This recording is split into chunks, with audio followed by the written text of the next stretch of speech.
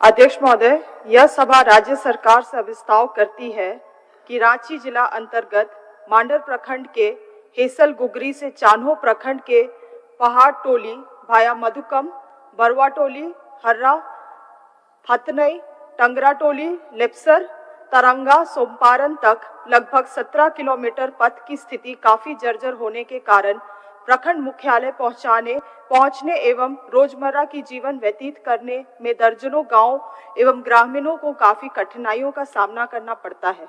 अतः व्यापक लोकहित में पथ निर्माण विभाग द्वारा उक्त पथ का निर्माण अविलंब किए जाने का प्रस्ताव पारित किया जाए।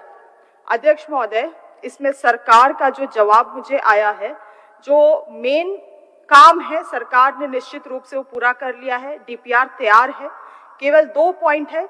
संबंधित विभाग से एनओसी की जरूरत है और जो निधि अगर उपलब्ध हो तो काम शुरू कर दिया जाएगा। सरकार ने इस चीज को यहाँ मेंशन किया है। अध्यक्ष महोदय, मैं अपना अभिस्ताव वापस ले लूंगी अगर सरकार मुझे आश्वस्त करती है कि मार्च 2024 से पहले ये काम शुरू हो जाएगा। माननीय मंत्री जी।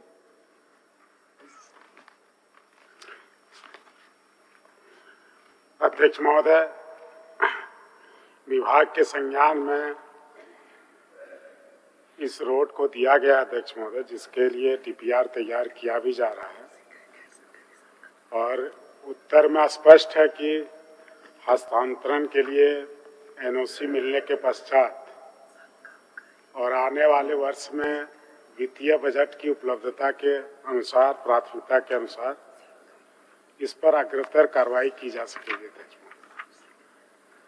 और मैं माननीय सदस्य से आग्रह करूंगा कि सरकार हमेशा पथों को बेहतर करने के लिए ग्रामीण विकास विभाग द्वारा, पथ निर्माण विभाग द्वारा, CRIF जिसको पथ निर्माण विभाग प्रस्तावित करती है, उन सब के द्वारा ग्रामीण पथों को दुरुस्त किया जा रहा है अध्यक्ष महोदय।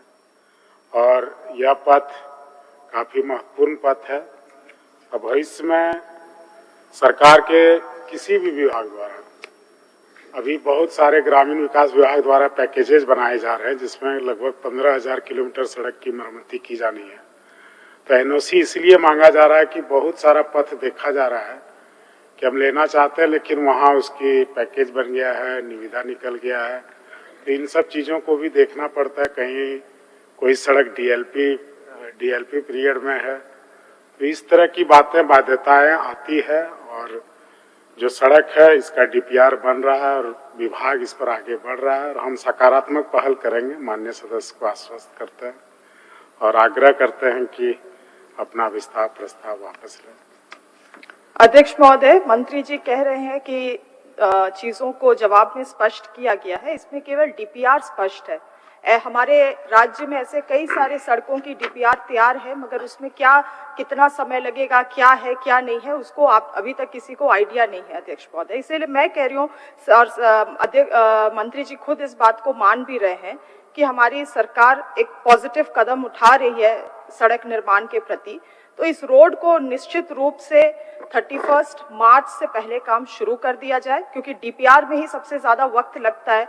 जब डीपीआर तैयार हो गया है तो मुझे नहीं लगता है कि सरकार के पास 17 किलोमीटर के लिए फंड की कोई कमी होगी। अध्यक्ष महोदय, ये ऐसा मुख्य पथ है, ये 17 किलोमीटर का जो पथ है, ये लगभग 5 पंचायत को अध्यक्ष महोदय ब्लॉक मुख्यालय से जोड़ता है। और अभी क्योंकि रोड वहां पे इतना लंबा रोड नहीं होने के कारण लोग वहां पे टापू में रह रहे हैं अध्यक्ष महोदय। अभी हम लोग सुन रहे थे गैर सरकारी संकल्प में एक माननीय सदस्य जी का जवाब आया था कि हमारे यहाँ पे ग्राम गाड़ी योजना मॉडल स्कूल भी है अध्यक्ष महोदय वहाँ पे लेप्सर में, मगर ये सभी सरकारी की महत्वाकांक्षी योजनाएं वहाँ पे टप पड़ी हुई है। क्यों? क्योंकि लोगों के लिए आवागमन के लिए रास्ता नहीं है। इसीलिए मैं चाहूंगी कि सरकार मुझे केवल आश्वस्त कर दे कि मार्च 31, 2024 से पहले ये रोड बनना शुरू हो जाएगा।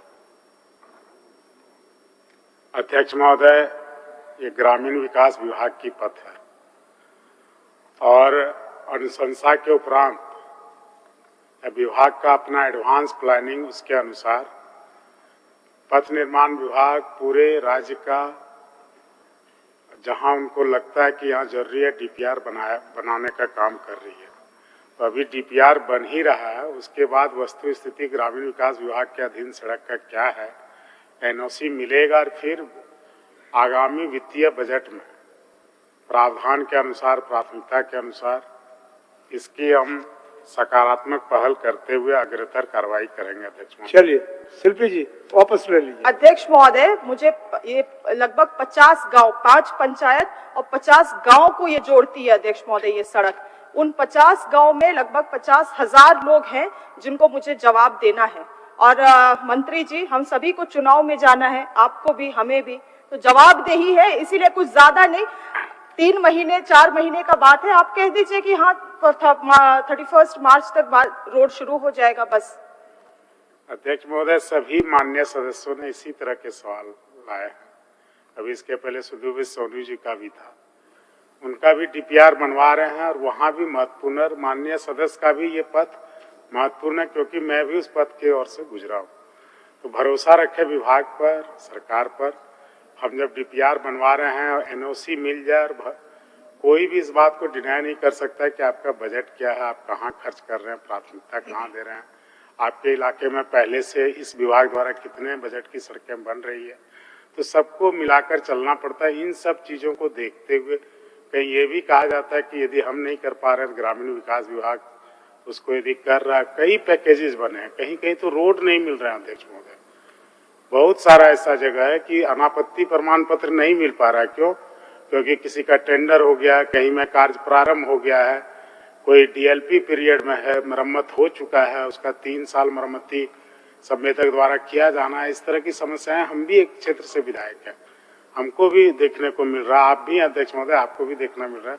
तो इन सब तकनीकी पहलुओं को कंक्लूड करते हुए मैं आग्रह करूंगा माननीय सदस्य से कि आपका भावना सदन के समक्ष आ गया और विभाग के भी समक्ष में आ गया। हम लोग सब इस बात को देंगे, प्राथमिकता देंगे, लेकिन उन सब चीजों की उपलब्धता भी मायने रखती है जिसका हमने जिक्र किया।